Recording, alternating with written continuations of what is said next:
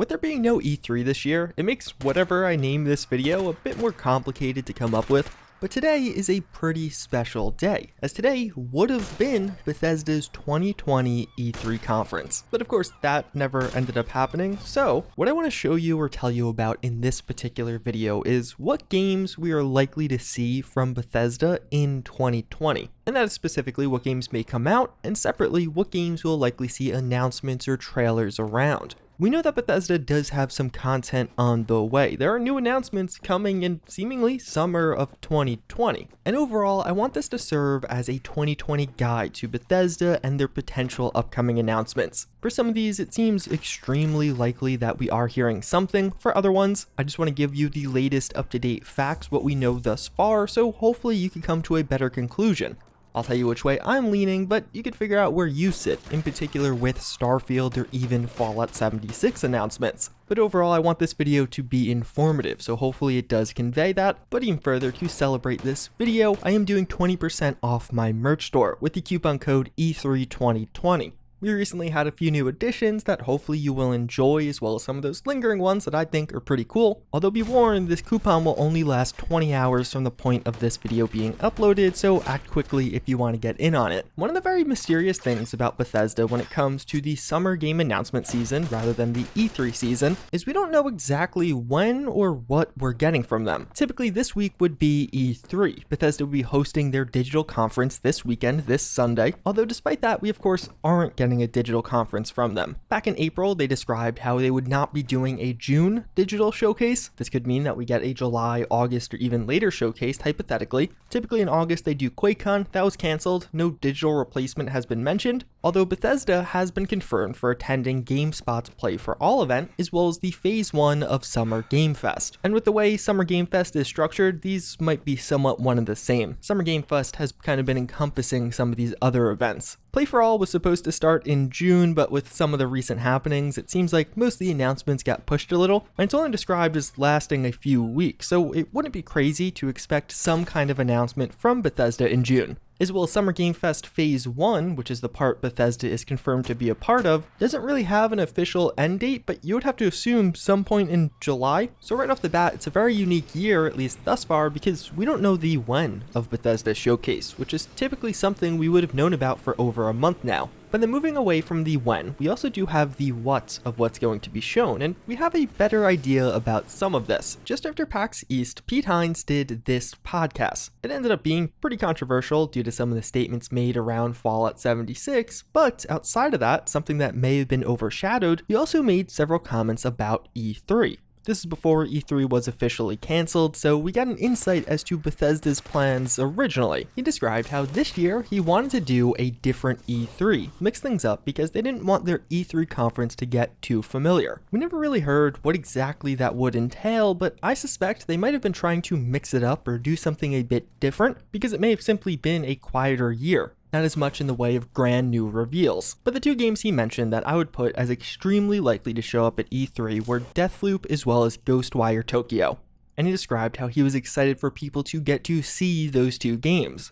And that really is one of the important parts of each of these. When you look at the Deathloop trailer, we don't know much. It's clearly a cinematic trailer, and we get some ideas about the setting, the theme of the game overall, but when it comes to gameplay, you don't really know exactly what you're going to be doing. This is being created by the same developers who gave us Dishonored as well as Prey, and although this trailer is cool, I've always been one that just much prefers gameplay trailers, which is likely what we'll be seeing this summer from Bethesda. And one of the interesting parts about Deathloop and Arcane Studios in particular is they just recently had their 20-year anniversary. They had a big promotional push on Twitter around this, actually giving away their original game for free. And it seems like that would have been a great opportunity to share more news or details about Deathloop. And the fact that they didn't is interesting to me because it could suggest that a larger Bethesda conference or digital conference is coming later in the year, as technically we still don't even know. Perhaps we'll just get a few trailers intermingled with the mix, some content here or there, but not like a new 1 hour long presentation from Bethesda. Granted, that's just one piece of the puzzle. We'll discuss more about that as this video goes on, but even separately, as far as a Deathloop release date, it's really hard to gauge. There was a 4-year gap from Dishonored 1 to 2 with this studio, but only a 1-year gap from Dishonored 2 to Prey. And then last year we saw Prey Mooncrash and all of that new content that was kind of spin-off, so maybe Deathloop comes out this year? It seems unlikely, but I wouldn't rule it out completely either. I'd put that in the lower likelihood, but it is very likely we hear or see more Deathloop in 2020. Outside of that, we also of course have Ghostwire Tokyo, which I would put as probably the single highest likely thing we see a trailer of, and specifically a gameplay trailer. Pete Hines opened up about this one, describing how it does have a connective tissue with Doom Eternal in a way. It too had a cinematic trailer that somewhat suggested this. It was even more cryptic than the Deathloop one. When it comes to Tango Gameworks, the developer behind this one, they would hypothetically be on schedule for a release this year. They released a game in 2014, a game in 2017, so now perhaps a game in 2020. Or perhaps that was planned, but we could see some shifts because just after the reveal of Ghostwire Tokyo last year, we saw a major departure from this studio, that with the creative director leaving to go do other work, and of course with the lingering virus, you don't know how big of an impact that could have had on this game's development. But either way, another game we will almost certainly see some gameplay of this year. One that's extremely likely, although not really confirmed, is ESO. They've been at almost every BE3 over the past couple of years, and even further, they're right in the middle of the Dark Heart of Skyrim expansion, which really encapsulates several expansions. The second half of we haven't heard much about yet, so I would expect that at some point. Doom Eternal DLC just seems like another easy one to be included in this, although again, relatively minor. Commander Keen is one that I feel like everyone just forgot about, but we have literally, as far as I can tell, not heard anything about Commander Keen since its announcement trailer. Now this was met with massive backlash. It's technically from the same developer as the Elder Scrolls Online. We haven't had an official word that it's scrapped yet, but I have to assume if we don't hear about it this year, it is likely scrapped.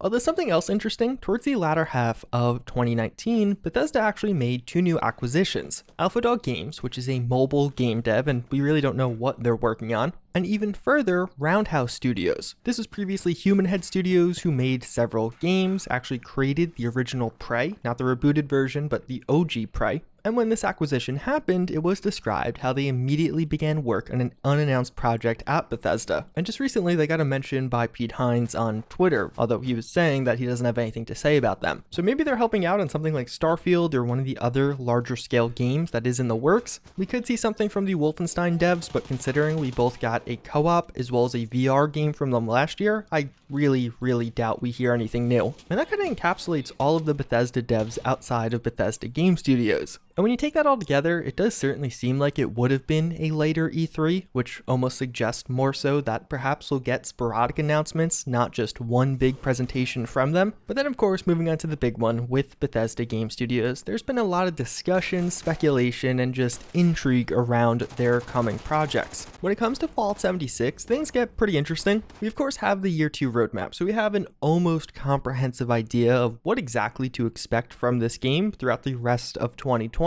And I imagine Bethesda hopes Fallout 76 can do what ESO has been successfully doing and just have a consistent presence at E3. A little padding, an occasional interesting drop here or there to just spice things up. So with that in mind, I do imagine they were hoping for a trailer for Fallout 76 to have been ready this weekend. Very similar to the Wastelanders trailer we saw last year, which was pretty high level. Except this year it would be a high level pass on whatever new Brotherhood of Steel questline they choose to feature. One big question I have is, would they have been ready for an E3 trailer considering Wastelanders only released 2 months ago? Is 2 months a quick enough turnaround to actually have enough new content ready for a trailer? I imagine yes, considering Wastelanders as far as content was large in part complete earlier this year when the PTS started, and after that it was more so bug fixing. So if Bethesda does end up having a larger digital event, I would say almost 100% Fallout 76 will be there. And for the foreseeable future, as long as Bethesda is hosting an E3 event, I would bet Fallout 76 makes an appearance. Although, the thing with Fallout 76 is, if Bethesda isn't doing a larger event, they don't really need to rely on that.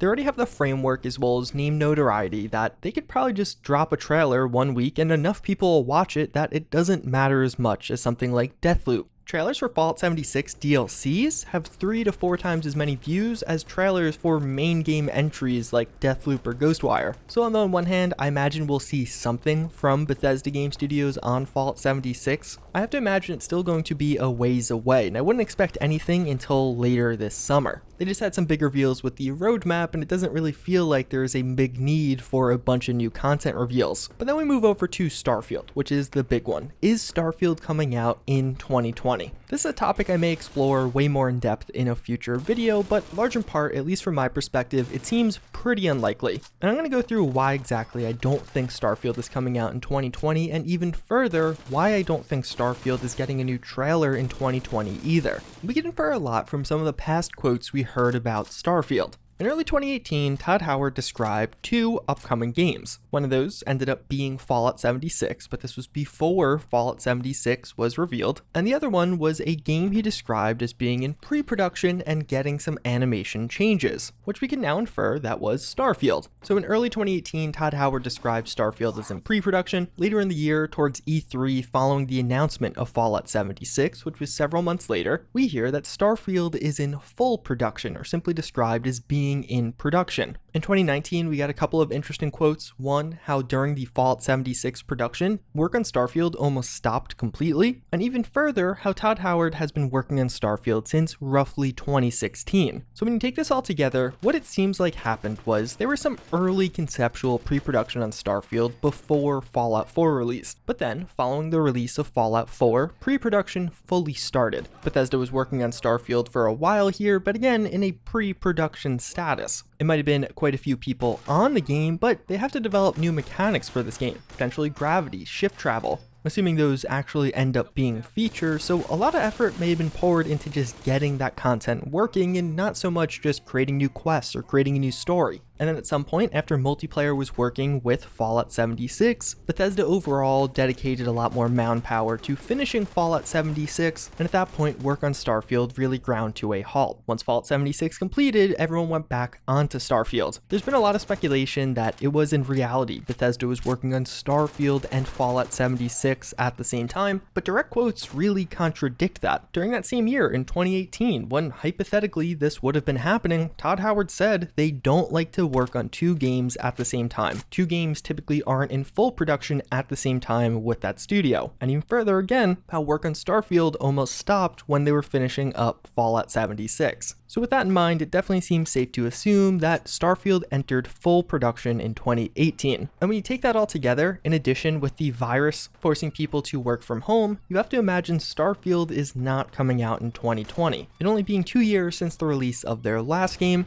and only 2 years since it exited pre-production seems like it would be kind of crazy for it to be done already. People also latch on to the quote that it was playable in 2018, but again, that could mean very little. It could just be one small pre-production area or just one setting where they actually had gravity working. So that's what led me to believe that Starfield is almost certainly not coming out in 2020. But you may have seen there's been a lot of interesting happenings with Starfield, whether it be in the form of videos or just posts online about how this has changed or some other thing has happened around the game, which could be evidence that no, it actually is coming sooner. The thing is, with a lot of these theories, they're pretty easy to debunk or just kind of rule out. I know this because as many have popped up, I've researched them in hopes of doing a video like, oh my god, this could be legit, only to realize, oh, it's not actually that big of a deal, or people are misinterpreting this. There was this theory that if Bethesda Game Studios doesn't tweet for a while, it does suggest a big announcement could be coming, except that really was only the case for Fallout 4 5 years ago, and even then, Bethesda barely tweeted. With Fallout 76, there was a tweet just 5 days before the teaser started. A lot of people looking at these trademarks or how trademark updates may actually suggest that this game is on the way, but that too isn't the case. The trademarks are following the exact same timeline as the 2 now expired Starfield trademarks followed.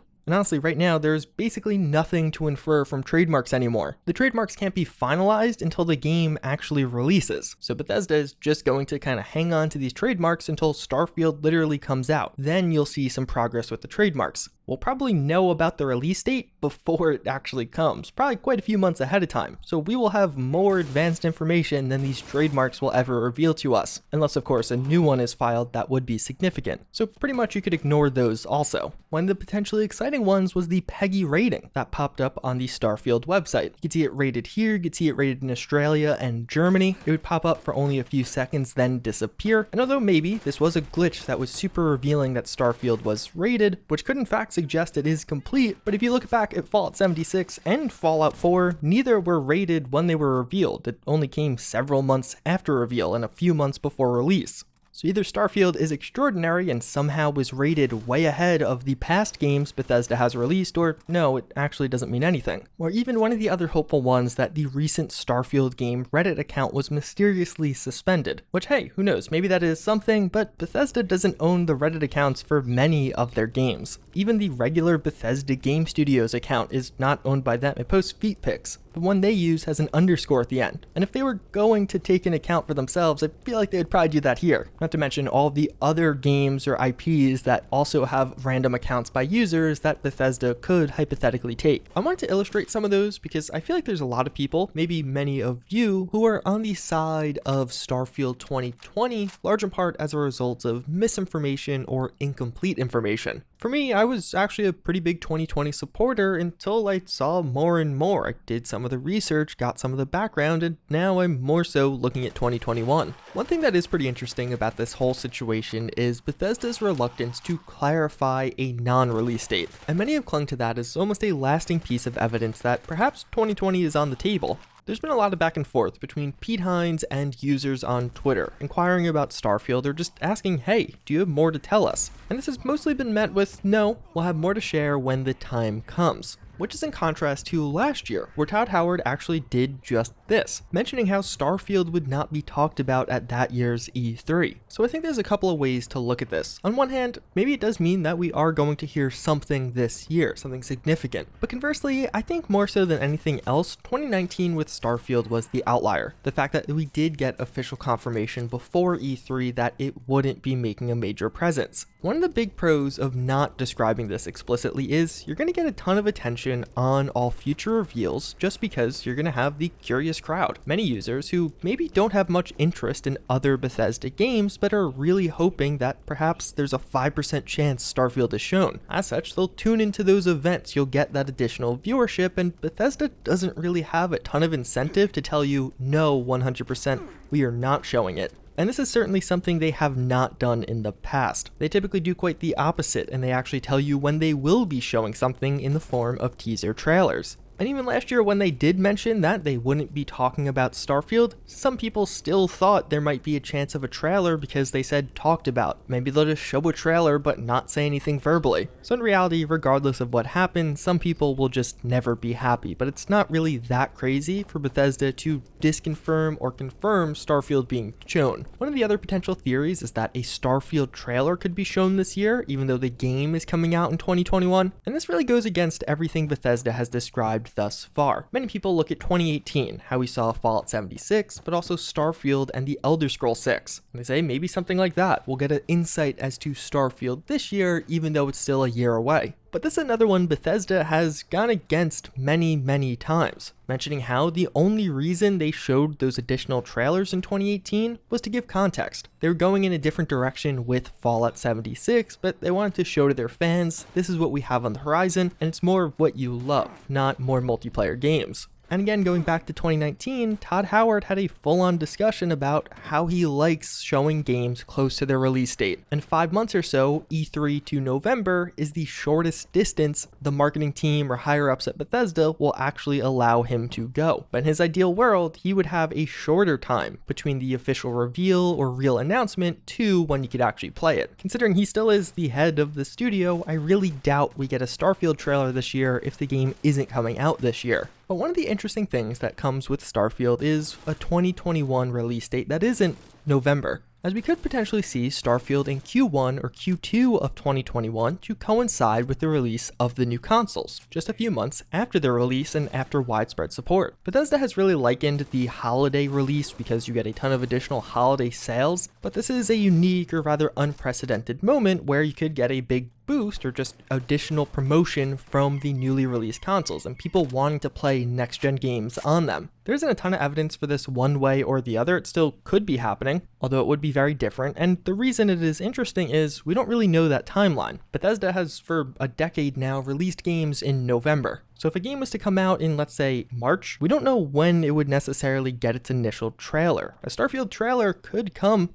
in October or November of this year for an early 2021 release date, which would be a very different and interesting timeline to look out for. So overall, that's really where we are right now with Starfield. Depending on how Bethesda handles this game reveal season, we still might get something. One of the most revealing interviews about Starfield thus far was last year with Todd Howard and Elon Musk, even though we didn't get a big trailer or any trailer. If we get some interviews this year about other games or other announced things, we could hear some Starfield details at a high level. Outside of that, I know a lot of people are probably wondering about the Elder Scrolls 6, but that is still a ways away, and we probably won't hear anything outside of just one-off interview comments for the same reason we're not going to hear about Starfield if it isn't coming out this year. Although we do have this one fandom leak, which could be legit. It's probably the most interesting or perhaps legitimate leak I've heard of thus far. I recently made a full video on some of the Bethesda leaks as of late if you want to check that out. But otherwise, large in part, that's going to wrap it up for this one. That's your buyer's guide as far as what we know and what we don't know about Bethesda for 2020 and their upcoming games. One way or another, it is an interesting year, with all the things happening in the world, but even further, how we know so little. We typically are actually way more informed right now as far as Bethesda's upcoming announcements, so it definitely gets me excited that, hey, maybe they'll just have a few surprises we weren't even expecting. As always, again, I thank you all for watching. I hope you enjoyed this video, but with that, I hope to see you all next time. Later.